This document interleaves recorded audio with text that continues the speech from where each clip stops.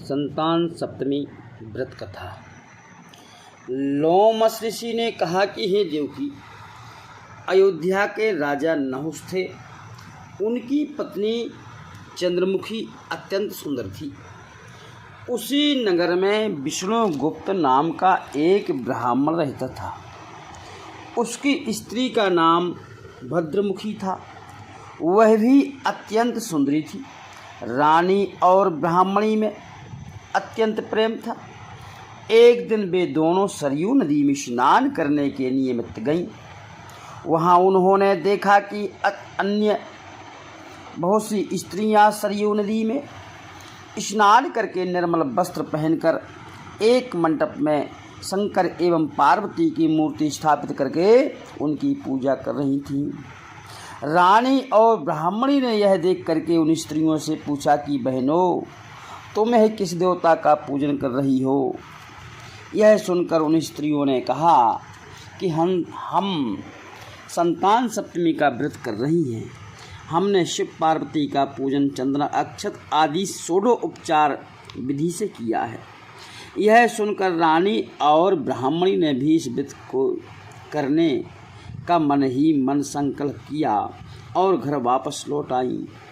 ब्राह्मणी भद्रमुखी तो इस व्रत को नियम पूर्वक करती रही, किंतु रानी चंद्रमुखी राजमत के कारण कभी करती और कभी भूल जाती। और कुछ समय बाद वह दोनों मर गईं। दूसरे जन्म में रानी बनरिया और ब्राह्मण ने मुर्गी की योनि पाई, परंतु ब्राह्मणी मुर्गी की योनि में भी सब कुछ नहीं भूली और भगवान शंकर तथा पार्वती जी का ध्यान करती रही। उधर रानी बनरिया की योनि में सब कुछ भूल गई और थोड़े समय के बाद इन दोनों ने यह देह भी त्याग दी। इनका तीसरा जन्म मनुष्य योनि में हुआ। ब्राह्मणी ने तो एक ब्राह्मण के यहाँ कन्या के रूप में जन्म लिया और रानी ने एक राजा के यहाँ राजकन्या के रूप में जन्म लिया। उस ब्राह्मण ने कन्या का नाम भूषण देवी रखा और विवाह योग्य होने पर उसका विवाह गोकुल निवासी अग्निभीर नामक ब्राह्मण से कर दिया गया। भूषण देवी इतनी सुंदर थी कि वह आभूषण रहित होते हुए भी अत्यंत सुंदर लगती थी। कामदेव की पत्नी भी रति के सम्मुख ल जाती थी। भूषण देवी के अत्यंत सुंदर सर्वगुण संपन्न चंद्रमा के समान धर्मवीर कर्मनिष्ठ सुशील स्वभाव वाले 8 पुत्र उत्पन्न हुए। यह सब शिव जी के व्रत का पुनीत फल था। दूसरी ओर शिव विमुख रानी के गर्भ से कोई भी पुत्र नहीं हुआ और वह निसंतान दुखी रहने लगी। रानी और ब्राह्मणी में जो प्रीत पहले जन्म में थी वह अब भी बनी रही।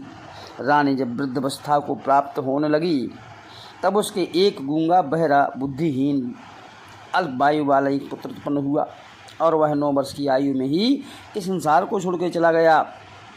अब तो रानी पुत्र शोक में अत्यंत दुखी रहने लगी और व्याकुल रहने लगी। देवयोग से भूषण देवी ब्राह्मणी रानी के यहाँ अपने सब पुत्रों को छोड़कर पहुँची। रानी का हाल सुनकर उसे बहुत दुख हुआ, किंतु उसमें किसी का बस क्या है। कर्म और प्रारब्ध के लिखे को स्वयं ब्रह्मा भी नहीं मिटा सकते। रानी कर्मच्युत भी थी, इसी कारण उसे यह दंड देखना पड़ा। इधर रानी उस ब्राह्मणी के इस वैभव और 8 पुत्रों को देखकर उसके मन में ईर्ष्या करने लगी तथा उसके मन में पाप उत्पन्न हुआ। उस ब्राह्मणी ने रानी का संताप दूर करने के निमित्त अपने 8 पुत्रों को रानी के पास छोड़ दिया और रानी ने पाप के वशीभूत होकर के उन ब्राह्मण पुत्रों की हत्या के विचार से लड्डुओं में जहर मिला दिया और उनको भोजन करा दिया। परंतु भगवान शंकर की कृपा से एक ही बालक की मृत्यु नहीं हुई। यह देखकर तो रानी अत्यंत आश्चर्यचकित हो गई। रानी ने इस रहस्य का पता लगाने की मन में ठान ली। भगवान की पूजा से निमित्त होकर के जब भूषण देवी आई तो रानी ने उससे कहा कि मैंने तुम्हारे पुत्रों को मारने के लिए जहर में लड्डू खिला दिए, परंतु इनमें से एक भी नहीं मरा। तुमने ऐसा कौन सा दान पुण्य व्रत किया है जिसके कारण तुम्हारे पुत्र भी नहीं मरे और तुम नित्य नए सुख भोग रही हो। तुम बड़ी सौभाग्यवती है और तुम इसका भेद मुझे निष्कपट होकर बताओ। मैं तेरी बड़ी ऋणी रहूँगी। रानी के ऐसे दीन वचन सुनकर के भूषणा देवी ब्राह्मणी कहने लगी कि हे रानी सुनो, तुमको 3 जन्म का हाल कहती हूँ, सो ध्यान पूर्वक सुनना। पहले जन्म में तुम राजा नहुष की पत्नी थी और तुम्हारा नाम चंद्रमुखी था और मैं ब्राह्मणी थी। तुम अयोध्या में रहती थी और मेरी तुम्हारी बड़ी प्रीति थी। एक दिन हम दोनों सरयू नदी में स्नान करने लगी और दूसरी स्त्रियों को संतान सप्तमी का उपावस शिवजी का पूजन अर्चन करते देखकर तुमने भी इस उत्तम व्रत को करने की प्रतिज्ञा की थी।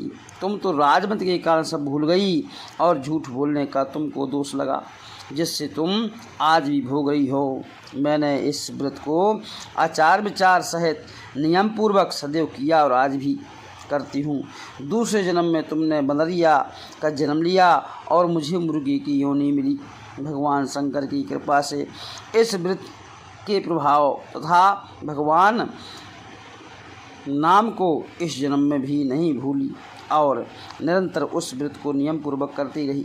तुम अपने इस संकल्प को इस जन्म में भी भूल गई। मैं तो समझती हूँ कि तुम्हारे ऊपर यह जो भारी संकट है उसका एकमात्र ही कारण है और दूसरा कोई इसका कारण नहीं हो सकता। इसीलिए मैं तो कहता हूँ कि तुम संतान सप्तमी का व्रत करो, जिससे तुम्हारे संकट दूर हो जावे।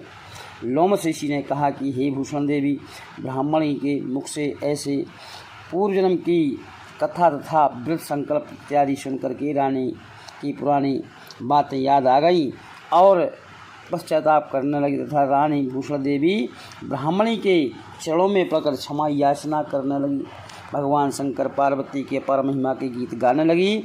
उस दिन से रानी ने नियमानुसार संतान सप्तमी का व्रत किया। इसके प्रभाव से रानी को संतान सुख भी मिला तथा संपूर्ण सुख भोग करके रानी शिवलोक को चली गई। भगवान शंकर के व्रत का ऐसा ही प्रभाव है। पथभ्रष्ट भी मनुष्य भी अपने पथ पर अग्रसर हो जाता है और अंत में ऐश्वर्य भोग कर मोक्ष